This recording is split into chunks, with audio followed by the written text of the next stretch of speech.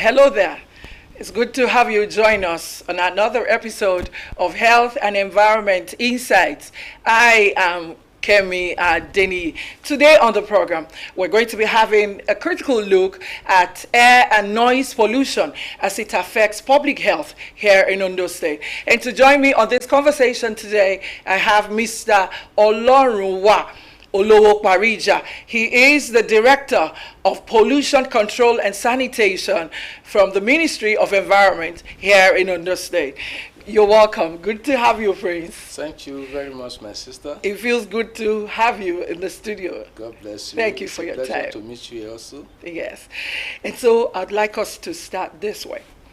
What are some of the primary sources of air and noise pollution? Yes. When we talk about primary sources of air, and let's take it one after the other. Yes. Like noise pollution. Yes. Like my department, pollution control and sanitation. Yes. You see, we say noise pollution. We have a lot of things that constitute noise pollution in Ondo State. Yes. And major sources of noise pollution, we have noise from recreational centers, like churches and worshiping centers. Okay. Recreational centers like bars and the rest. All right. Then we have noise from transportation. Vehicular emissions. Yes. Then we also have noise from industrial activities. All right. Then we have noise from other sources like which are even natural, like volcanoes eruption and the likes. Now, when it comes to air pollution, we see there are a lot of sources that can be attributed to the emission of air. We have air pollution like from vehicular exhaust. Okay. That is emission from cars, trucks and all of that. And the rest. Yes. Then we also have from industrial activities like mining and some other industrial activities. Okay. Then even waste incinerations. All right. Burning of waste, that is fossil fuel. Burning of fossil fuels and even bush burning, like white fire. All right. Then we also have, though that one is not predominant in Ondo State, like volcanic eruption can also source air pollution. Okay, but we've not experienced that yet. No, we don't even create that to that we experience that. So let me ask you, what are some significant air and noise pollution challenges facing Ondo State? Yes, when we talk about challenges of noise pollution in Ondo State, like in our department in the ministry, predominantly, most of the complaints that we got on daily basis are noise issues, especially from worshiping centers. So, and people have been complaining about health implications that this noise have been causing them. Yes, that have been causing them, especially the retirees, the children, and some vulnerable groups in the state. So we have a lot of health challenges that people are facing through air pollution and even noise pollution. We know of respiratory diseases, and we know these are consequential effects of air and noise pollution. Now, can you still elaborate more on some of the effects of air and noise pollution to public health? Yes. You see, the issue is on two ways. We have air pollution, we have noise pollution. Yes. Now, when we talk about air pollution, what is meant by air pollution? When can we say that our air is being polluted? Okay. You see, air pollution is a situation whereby the air is contaminated either by particulate particles, physical particles, or particles. Or biological particles, which do alters the natural characteristics of the environment, Okay. of the air. All right. Now, then when we also when we also talk about a noise, we can say that what is noise, because we've been hearing, or all of us, everybody is acclimatized or used to music. How can we differentiate between music and noise? You see, when we talk about noise, because music can also become noise.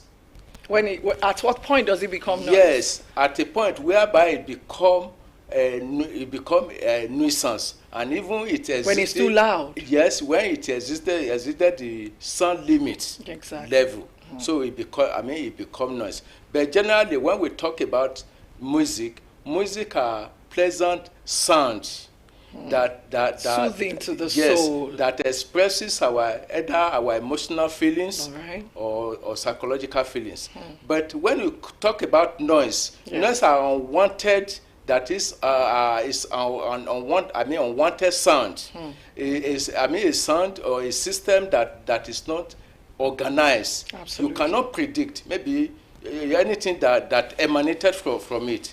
You may not predict it. But in case of sound, you will know the rhythm, and even it also ministered to one soul or emotional being. Now let's take it a step further with the noise pollution. I'd like to ask you, what are some health risks that we're exposed to, that we tend to suffer if there is noise pollution around us? Noise pollution, yes, there are a lot of health issues or health implications that emanated from noise pollution. Can we talk about some of them? Yes, one, we have it leads or it aggravates hypertension. Okay. People or victims with high blood pressure. Oh, really? Noise can aggravate it. It can make it to become worsened. It also causes asthma. All right. Yes. It causes headache. Oh, really? Yes. Even sleeplessness. I know it will disrupt sleep. Obviously. And it cause what we call tetanus. This is a phenomenon whereby you begin to hear sound in your ear without external source. Isn't that some form of hallucination? Yes. Isn't that a mental disorder? Yeah, it's not when you begin to hear noise when there is none actually. Yes, you begin to hear noise when there is no external source or external source of noise. That is, one noise begin to be ringing or to be echoing sound in the person's ears. Yes. Wow. So we have that. Okay. Then it can also cause asthma. All right. Then it also lead to a lot of health implications like even diabetes, because these are conjoined. By the time the immune system weakens, so any other disease can erupt. I know that medically there are some statistics that are put together based on the results of these health implications of noise pollution. Can you share any data in that regard? Yes, in the ministry, like I've said, most all the complaints that we do receive on daily basis are majorly on noise pollution. Okay. So at least in a month, we have more than 50 complaints from the public. Okay. On daily basis, minimum of 50 complaints that people will be coming. To be complaining. Noise pollution from church, noise pollution from recreational centers, and even some other centers. Okay. Now that those complaints are brought to your office as a director in that ministry, who handles the air, noise pollution control and sanitation, what measures can government and individuals take to mitigate these challenges? Yes, as part of our duty or role in the ministry. Yes. Anytime we have complaint, either people come officially or even we hear it elsewhere, immediately we spot into action. We move into action. We go there to assess. Number one, by the time we get to the site, we first of all assess the sound level limits. Maybe it has exceeded. Right. And the moment we discover that, we make sure we inform the people.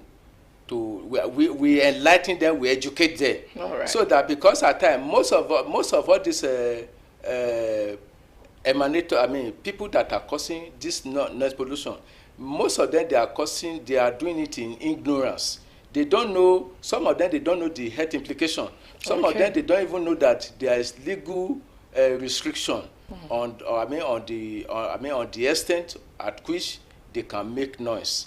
So we do sensitize people so that the public will know that they'll be enlightened. Yes, the implication, the do's and don'ts, and all those things, what they need to do and what they need not to do to have a holistic environment and relationship.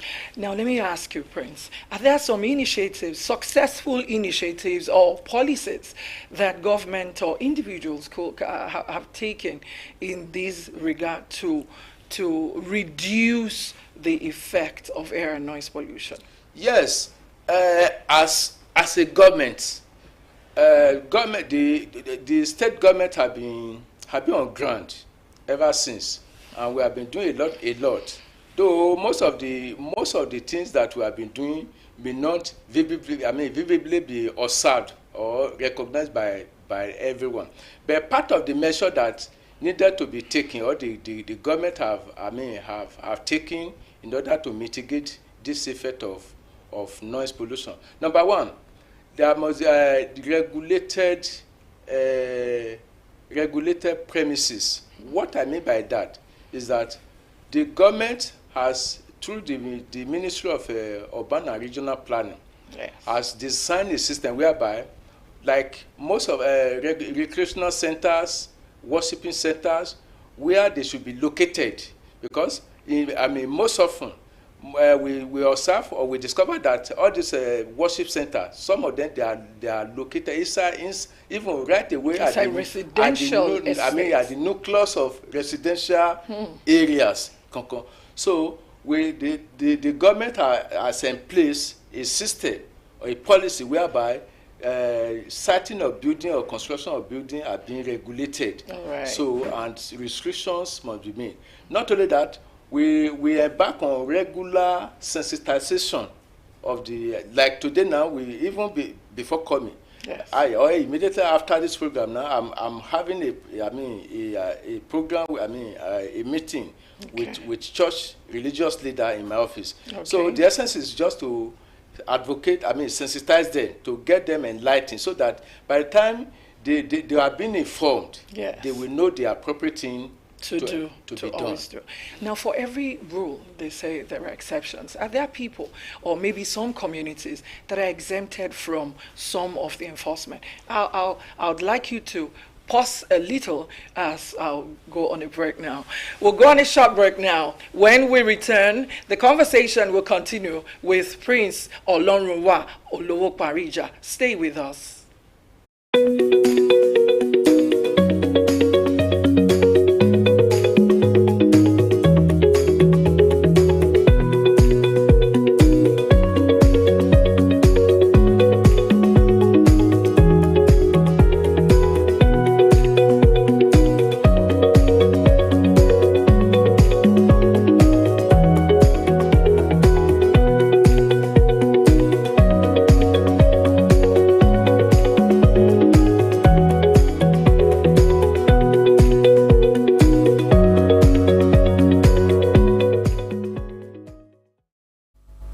Welcome back. In case you're just joining us, this is Health and Environment Insights on Osrc Television.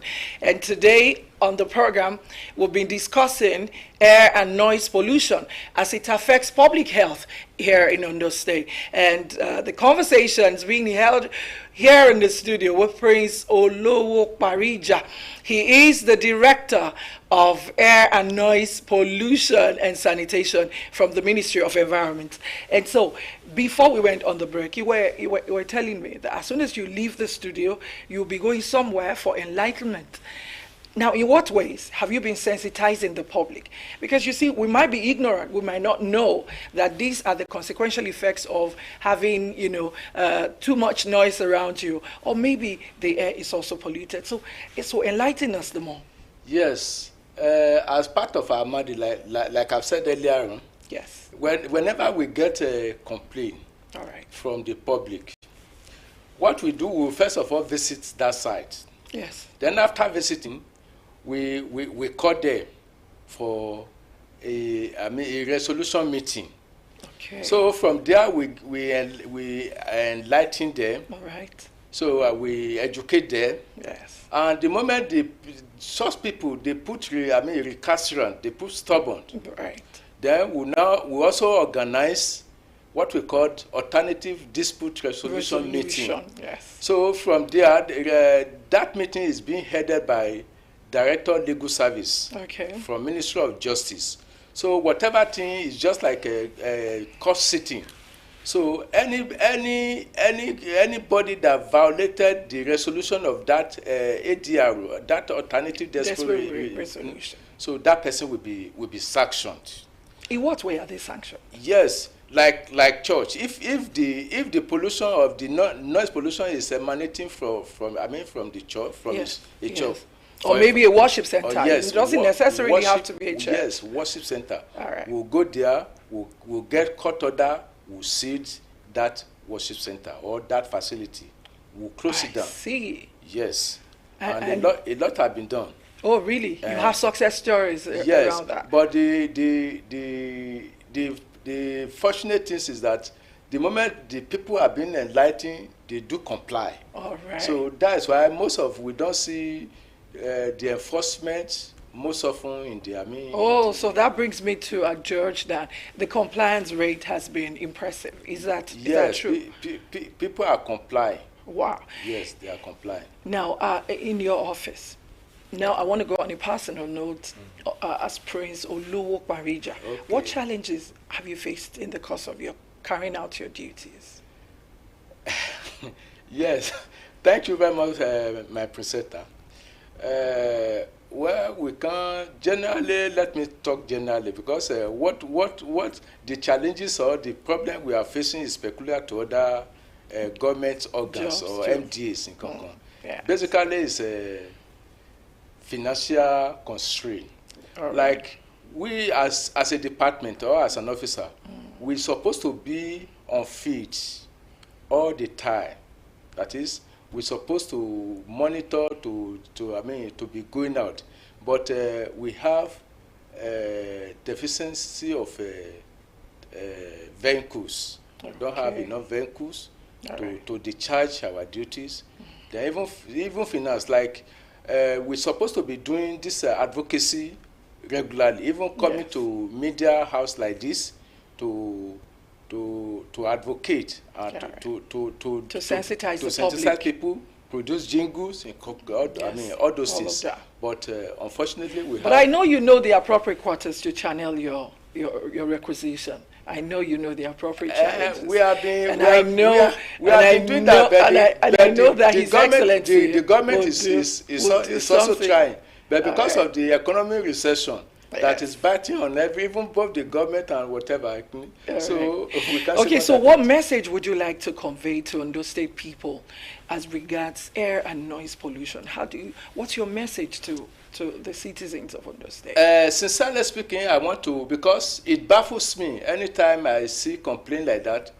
I will personally want to encourage and advise, especially the religious leaders. Yes. Like noise pollution, most noise pollution are emanating from religious centers. All right. They should try as much as possible to reduce the level of their noise or causing nuisance. All right. Because when your actions is now impairing other people's head, it becomes a nuisance. Exactly. So you can't say because maybe you want to attract congregants to your centers, or you want to evangelize. You start mounting or erecting horn speakers and all those things, disturbing every other and disturbing people's head and all those things. People will not be happy about that. So I want us to consider, just like the Bible says, love your neighbor as yourself. That as individual, you need to have a personal assessment that this thing that I want to do or I want to embark upon, what is the implication on others? If I'm in their shoe, how will I react? So when we have that mindset, we'll know how to contain all these excesses in our public space. Okay, or sir. domain. I know that when we put heads together, a broom of stick can be broken. Yes. But when we come as a bunch, it becomes difficult. What I mean by that is there should be teamwork. There should be collaborative effort from government and also those of us who are also indigents of this state. Now, in what way can you enlighten the public to play contributory role to reduce this air and noise pollution? Yes, like I've said, this work cannot be done. It cannot be done alone by our MDA. We need media, especially we need media. Okay. Then we need some other, even up to the local government level.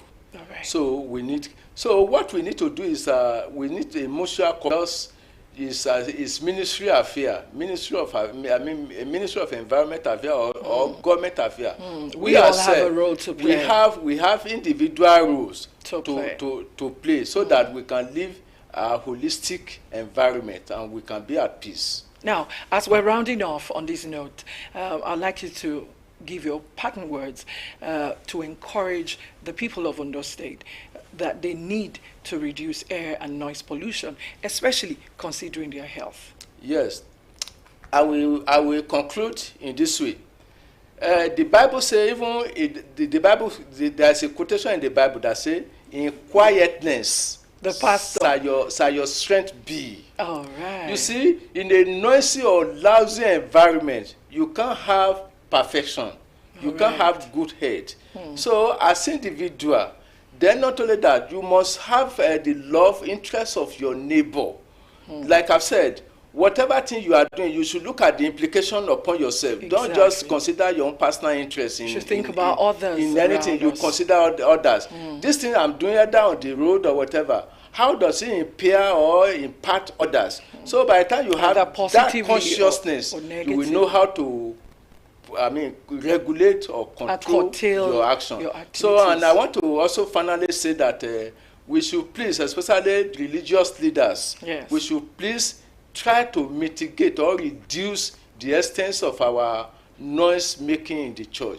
We see some churches, we observe that some churches of a congregant of maybe 10, they will put a horn speaker that like as if they are doing a crusade. A crusade of millions of people. Yes. So let's contain all those things. It's not the extent of the noise that we are making noise that we attract people. It's the life we live. Where by the time you are making noise, you are disturbing me, and you are expecting me to come and be making friends with you. I won't be happy. So I want us to put it at the back of our mind that whatever thing we are doing, whatever thing we should be considerate. We should be considerate. All right. Of others. Thank you very much for coming. We appreciate your time on this program, and I look forward to having you here on this program at another time. Thank you very much. And keep ensuring that the noise pollution in Ondo State and the air pollution is being mitigated. I wish you a pleasant time. Thank you very much. God bless you. And on this note, we're going to wrap up today. I look forward to having you at another time on this program. See you again next week. Bye for now.